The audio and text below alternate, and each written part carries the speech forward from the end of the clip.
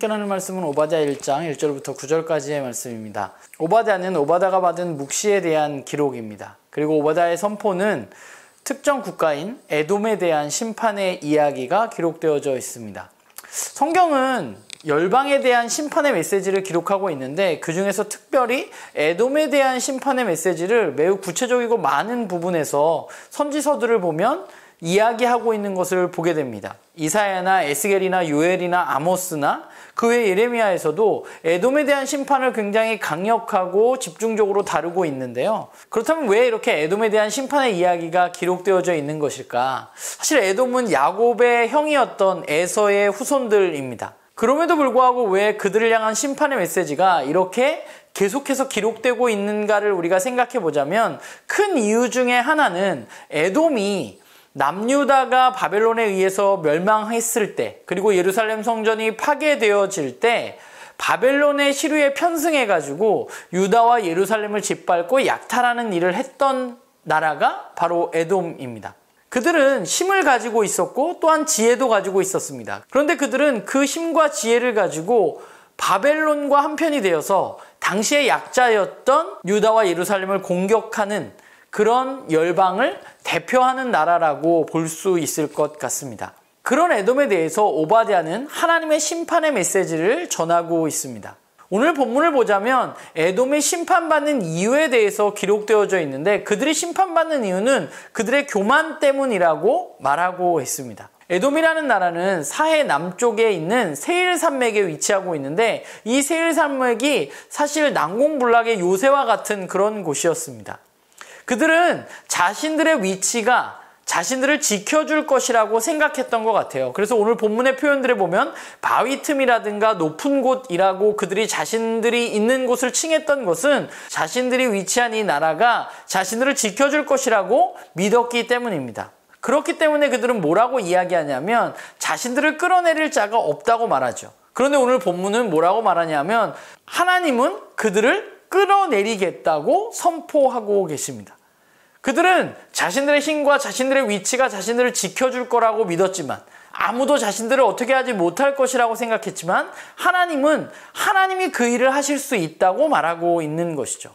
그들이 아무리 높이 있어도 독수리처럼 높이 올라가서 그들을 끌어내리실 것이라고 하나님은 말씀하고 있습니다. 또한 에돔이라는 나라는 지혜와 지각이 뛰어나다고 생각했던 것 같아요. 그래서 그것이 자신들을 지켜줄 것이라고 생각했습니다. 그러나 그들의 지혜와 지각도 하나님 앞에서는 아무것도 아닌 것이죠. 하나님은 그들이 아무리 지혜로 그들을 멸하실 것이라고 말합니다. 일반적으로 세상은 힘과 지혜가 자신들을 지켜줄 것이라고 믿고 살아갑니다. 그러나 성경은 우리에게 하나님이 세상의 주인이시고 하나님을 의지해야 한다고 말하고 있습니다.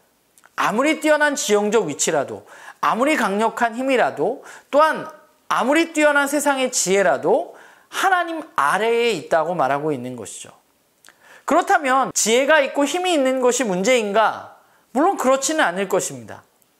힘이 있는 것 자체가, 지혜가 있는 것 자체는 문제가 아니지만 그 힘과 지혜를 어디에 사용하느냐 하는 것은 굉장히 중요한 것이죠. 에돔은 그것을 어디에 사용했느냐? 에돔은 자신들의 힘과 지혜를 가지고 위기에 처한 유다를 공격해서 자신의 이익을 누리는 곳에 그 힘과 지혜를 사용했습니다. 하나님은 오늘 그 문제를 지적하고 계시고 그들을 심판하시겠다고 말씀하고 계신 것입니다. 사람들은 힘과 지혜를 얻기 위해서 노력합니다. 왜냐하면 세상은 힘과 지혜가 있는 사람들이 더 많은 이익을 누리면서 살아간다고 우리들에게 가르치기 때문입니다. 그것이 세상이 돌아가는 방식이죠. 그러나 성경은 하나님이 세상의 방식이 아니라 하나님의 방식으로 일하신다고 말하고 있습니다. 하나님은 세상의 방식대로 살아가는 것을 원치 않으십니다. 힘과 지혜를 가지고 힘이 없는 사람들을 내리누르고 자기 마음대로 하고 자신의 이익을 보는 것을 하나님은 원치 않으십니다. 하나님은 오히려 힘과 지혜로 약자들과 함께 살기를 원하시는 것이 바로 하나님의 마음인 것이죠. 우리가 그리스도인이라면, 우리가 하나님을 믿는다면 우리는 세상의 방식이 아니라 하나님의 이런 마음과 하나님의 방식을 따라서 살아가는 사람이어야만 합니다. 그리고 더불어서 우리가 에돔의 멸망을 보면서 생각해야 할 것은 우리가 무엇을 추구하면서 살아가느냐 하는 것이에요. 우리가 만약 우리의 이익을 위해서 힘과 지혜를 추구하고 있다면 그것은 옳지 않다고 말씀하고 있는 것이죠. 하나님은 우리가 하나님을 추구하기를 원하십니다. 하나님과 함께하고 하나님이 주시는 것들을 누리기를 원하시고 하나님이 온 세상의 주관자이시라는 사실을 우리가 인정하고 그분 앞에 나아가기를 원하시는 것이죠. 우리는 무엇을 신뢰하며 살아갈 것인가 생각하고 결정해야만 합니다. 하나님이 우리의 주인이시라는 사실을 우리가 믿는다면 우리는 하나님의 말씀을 따라서 살아가야만 하는 것이죠. 오직 하나님을 구하고 하나님이 원하시는 것, 하나님이 말씀하시는 방식에 따라서 오늘 우리의 삶을 살아가는 것이 그리스도인으로서 마땅한 삶이라는 생각을 하게 됩니다. 바라기는 우리가 세상의 방식이 아니라 성경이 말하는 하나님의 방식에 따라서 우리의 힘과 지혜를 사용하고 하나님이 우리의 진정한 주권자가 되심을 인정하는 삶을 살아가는 그런 우리 모두가 되기를 간절히 소망합니다.